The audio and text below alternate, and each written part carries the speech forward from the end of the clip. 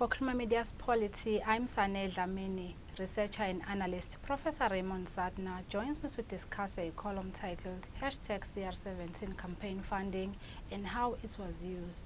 Welcome, Professor. Thank you. So you say that the Cyril Ramaphosa campaign and its funding was seen by the campaign as a question of numbers as to how many votes were needed to defeat Nkosazana Dlamini Zuma campaign.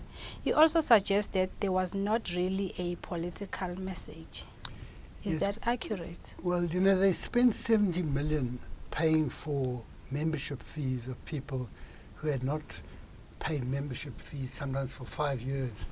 So what it seems to suggest is that these people for whom they paid membership fees were not really politically involved or sufficiently politically involved to be prepared to pay 20 rands a year.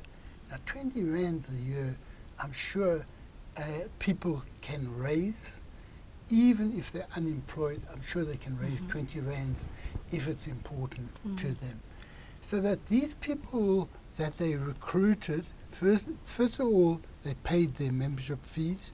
They transported them to Johannesburg, sometimes from Limpopo, Northwest, Mpumalanga, Free State, and they paid for their accommodation and whatever entertainment they had there. They looked after them as if they were prisoners almost, because they were afraid that these people could easily be poached by some other group and then vote for Dlamini Zuma. Now this to me is a very depoliticized way. They say in this article that I quote there that Ramaphosa had been out of politics for a while. He had to build a constituency. But what does a constituency mean if you have really given them a free ride to Johannesburg, all these things? There's no evidence that they're behind any political ideas. What were the political ideas of the campaign? And who inducted them, if at all? It seems to me they were inducted in get to the bus at this time, get to the airport, whatever it is, this time, collected at the hotel, made sure they didn't stray off somewhere. That's not political. Raymond, are you also suggesting that there was misuse of funds in the CR17 campaign, as in buying votes? Well, I don't suggest that there's anything necessarily illegal in what was done. But if you pay for all the attributes of membership and expenses that would normally be borne by a branch or by a member himself or herself, well then you are stepping in as a campaign between the activities that the individual voter would normally pay for, or the branch would pay for if they were integrated into things, and you're transporting them as a commodity. You're not transporting them as people who are going to go there to win a debate for the meaning of National Democratic Revolution or Freedom Charter. You're just getting them there to vote. And it seems to me that these people, someone said the membership card is like gold, but also they speak about having to cloister these people, keep them apart from. They're not supposed to go around and spread a message that Cyril Ramaphosa stands for this, that, and the other. They're supposed to be, to some extent, isolated.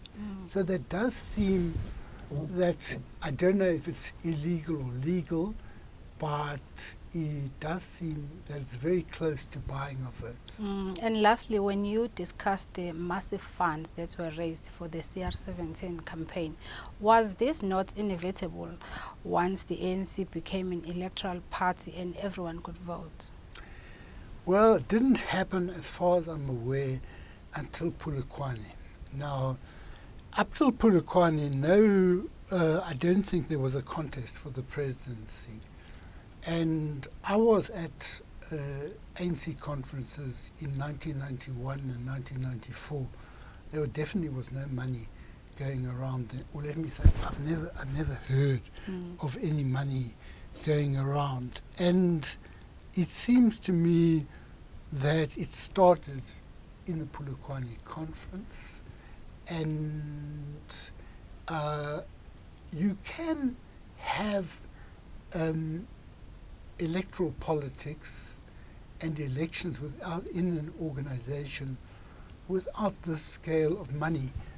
I wonder how much money has been spent by the Jeremy Corbyn campaign. Now, it's possible that Bernie Sanders has had to spend a lot of money in the United States, but a lot of his work is not just raising money.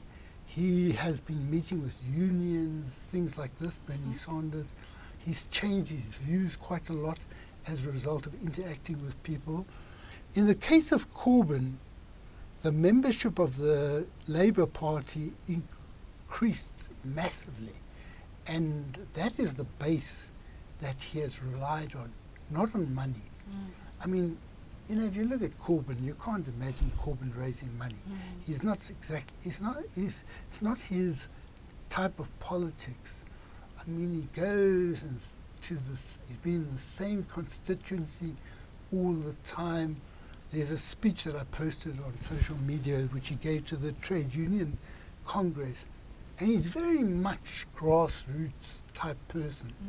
And the trade unions will probably they will raise funds for him.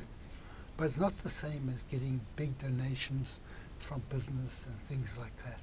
Thank you, Professor. Thank you. That was Professor Raymond Suttner speaking to Crema Media's Polity about the hashtag CR17 campaign funding and how it was used.